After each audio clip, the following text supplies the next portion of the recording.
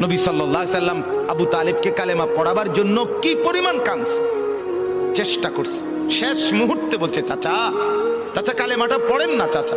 বলছে না, মানুষের কাছে বেইজ্জতি হব, পড়বো না, মানুষ লজ্জা দিবে।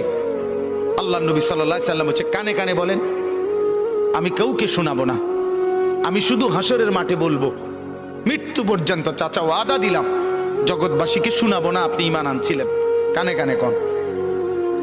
আবু তালেব বলছে না, কানে কানেও বলবো না।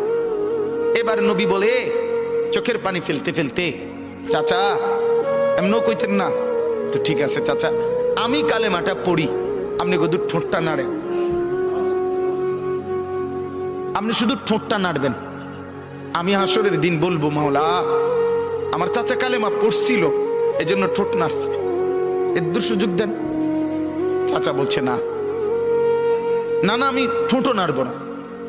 আল্লাহ নবী তখন অঝরে কাঁদতেছিলেন আর চোখের পানি ফেলে বললেন, চাচা আপনি জাহান্নামের আগুনে জ্বলবেন, আমি সইব কেমন?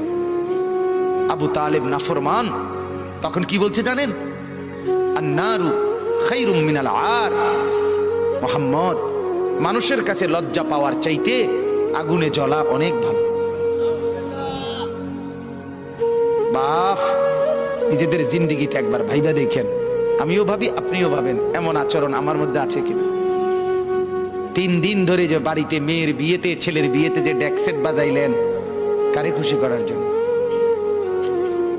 হ্যাঁ, 1 লক্ষ টাকার গেট, এরপরে গায়ে হলুদের এই নগ্ন অনুষ্ঠান কার জন্য করলেন? বেড়া বেড়ি সব যুবক যুবতী সব একই মাইক্রো প্রাইভেট কারের ভিতরে যাতাযাতি করে বহাইয়া একখান থেকে একখানে নিলেন, কার জন্য? পুরা প্যান্ডেলের ভিতরে একসাথে বেড়া বেড়ি একত্রে খায়, নাচে, গায়, ফুর্তি করে, কার জন্য?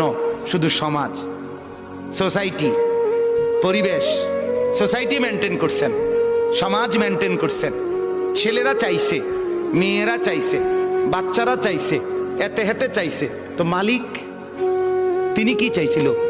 ওনার কথা মনে হয় নাই? রাসূল সাল্লাল্লাহু আলাইহি সাল্লাম তার কথা মনে হয় নাই?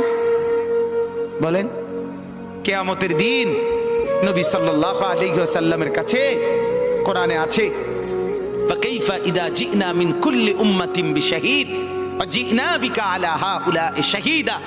নবীকে বলছে আল্লাহ, বন্ধু আপনার উম্মতের প্রত্যেকের আমলনামা আমি আপনার হাতে দেখাবো, আপনার হাতে,